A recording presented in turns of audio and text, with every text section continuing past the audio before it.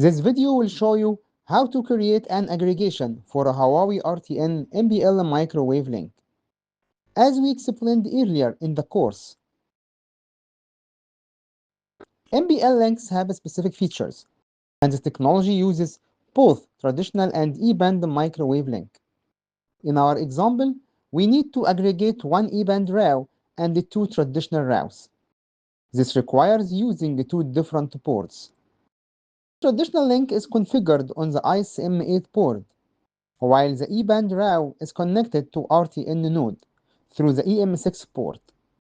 Therefore, the aggregation must combine two branches on the ISM8 and one physical port that connects the E-band route to the RTN node. Now let's configure the SABLA configuration for Huawei MBL microwave link.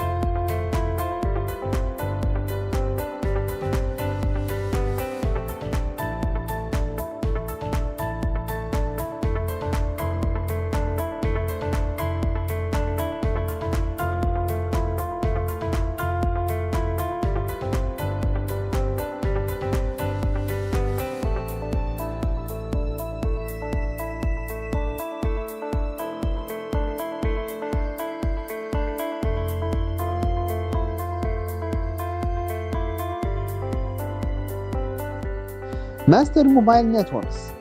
Get the full course with real labs and interview preparation. Enroll now.